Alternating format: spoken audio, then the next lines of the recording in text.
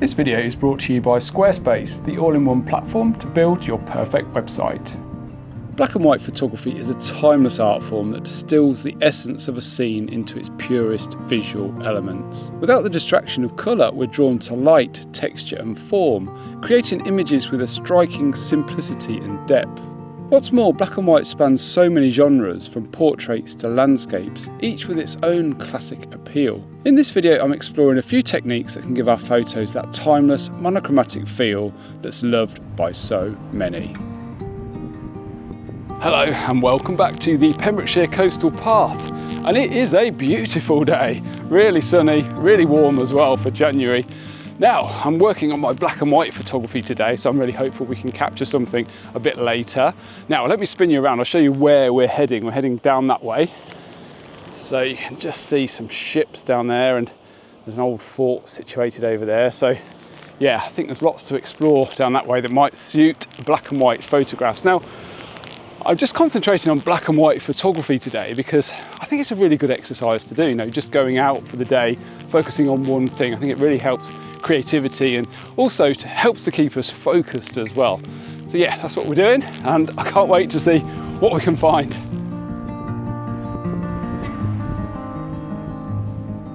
I think one of the greatest challenges of black and white photography is learning to see the world without colour, and one of the best ways to do this is to change your picture profile on your camera to mono, because this really helps keep the photography intentional and also help us to pre-visualise the tones in the shot much more clearly.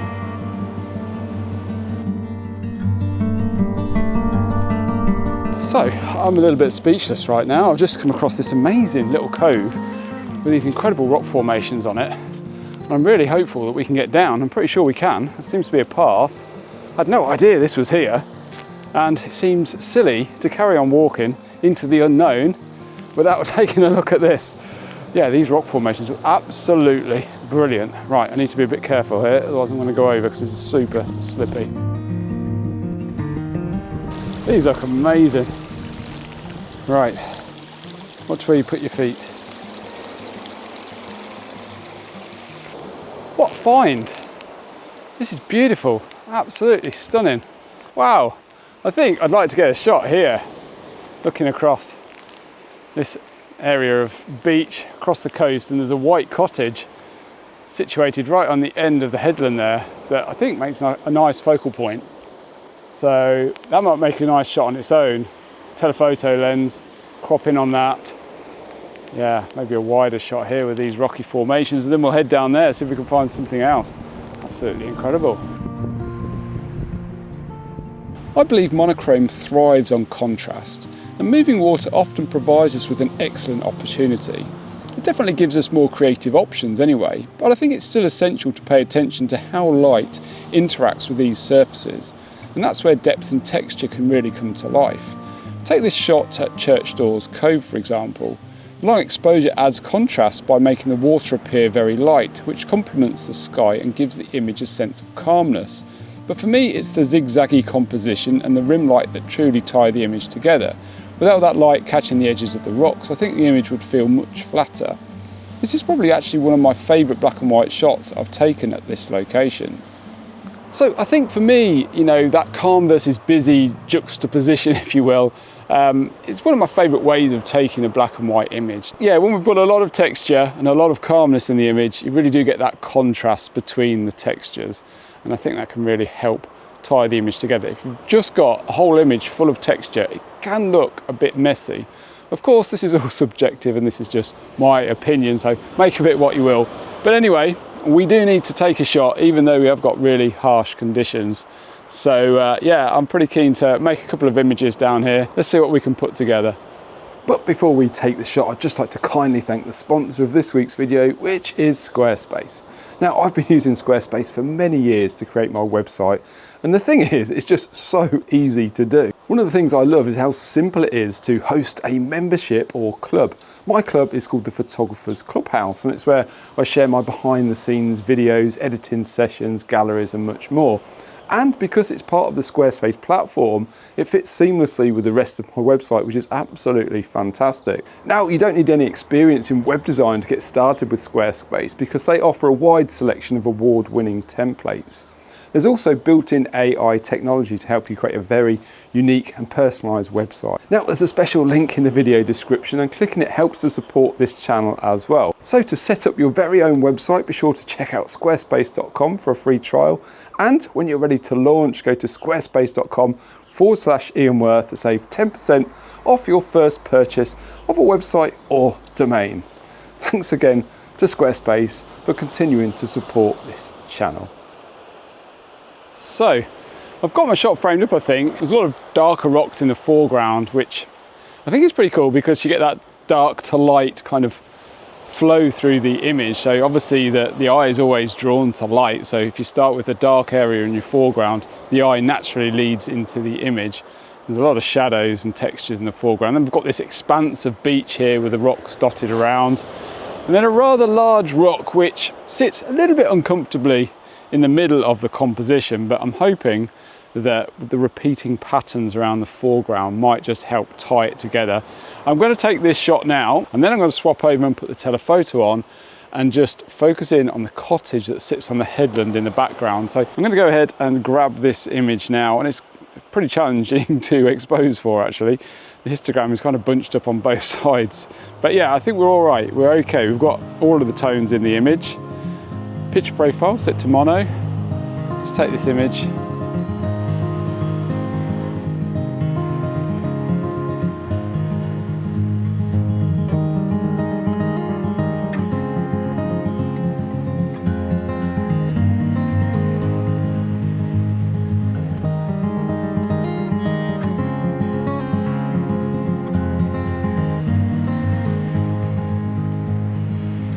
When colours are converted to black and white, the software or camera evaluates their luminance rather than their hue or saturation. So colours with similar brightness levels will convert to similar shades of grey, even if they're entirely different hues. So for example, a green field and a dark blue sky look very different as we view them with our own eyes, but because they hold similar luminance values, they can look very similar when we convert them to mono, meaning they will lack the contrast that we had with the colour version. So to add contrast to our black and white photos, what we can do is add filters. Now, this is used in black and white film photography, but we can also do this digitally as well. Some cameras have the ability to add a filter here on your LCD in your picture profiles, but if you don't have that, you can also do it in post-production as well. Now, typically what I'll do is I'll take a look through the filter options on my LCD to help me in the field when I'm composing my image, but I'll shoot in RAW because that's going to give me the most colour information, and I can use those colours and manipulate them in post-production, which is similar to adding a filter. We can manipulate, say, the red channel or the blue channel, make it lighter or darker, which is a great trick. Let me show you the picture profiles on my camera. If I go down to mono, and click on my monochrome image, I've then got the option of creating either a yellow filter, which slightly enhances contrast and darkens skies, or I've got a red filter, which enhances contrast and darkens skies considerably, or I've got the green filter, which it says produces pleasing skin tones in portraits. So I've got the option of using these three filters. As you can see, the red one there, it does darken the sky quite a bit, doesn't it? So that could be quite helpful.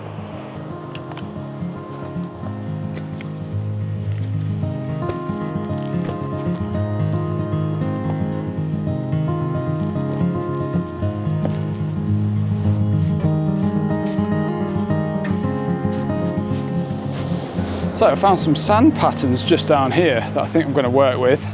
Might make quite a good shot. We're getting a bit of cloud detail coming over as well now, which I think is really going to help aid the composition, because as much as I don't mind working with a blue sky in black and white photography, I think if we've got a bit of detail up there, it really helps to add a bit of drama and mood to the image. So I've got my monochromatic film simulation set with the red filter, because that's going to help darken that blue sky, and I'm going to work with these sand patterns down here, this big rock on the right hand side, and the eye gets drawn towards the light. So hopefully this should be quite a nice shot, but I want to get cracking with it because I want to make the most of these clouds while they're still here.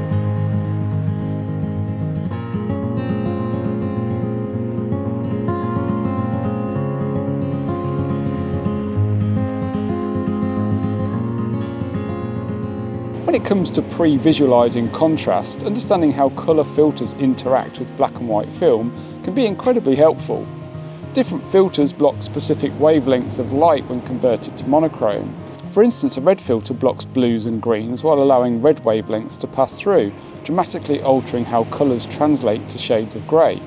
Red objects like bricks appear lighter, while blues darken significantly, creating deep, dramatic skies, especially when framed with white clouds. Yeah, just some food for thought.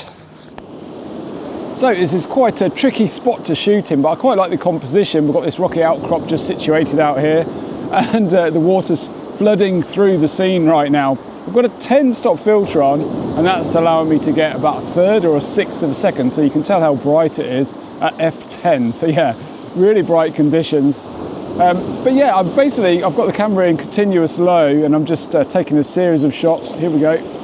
Whoa, definitely got wet feet there. Yeah, taking a series of shots as those waves come through, and we'll pick the best one out. Probably take about 20 or 30 shots here as it changes through the next couple of minutes or so. But yeah, really nice, really good fun shooting it handheld. Difficult to shoot with a tripod because you need to react a bit when these waves come through. But yeah, hopefully it's a good shot.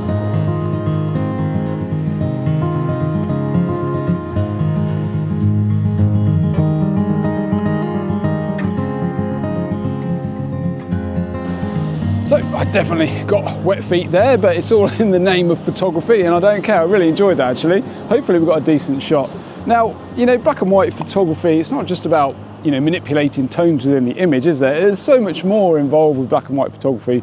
We've got texture, shape, form, composition, all of these things which go into making a compelling image. But that's probably for another video maybe. Anyway, if you enjoy this video, please do go and check out the one that's up the top there. You might enjoy that as well. And why not check out the Photographers Clubhouse, where the next 50 people will get 40% off. The link is up there and also down in the video description. Anyway, I hope you enjoyed this brief little trip down to the coast. We didn't manage to get down to the boats there, but we did find this amazing cove, which I'm definitely going to revisit. Anyway, until next week, take care.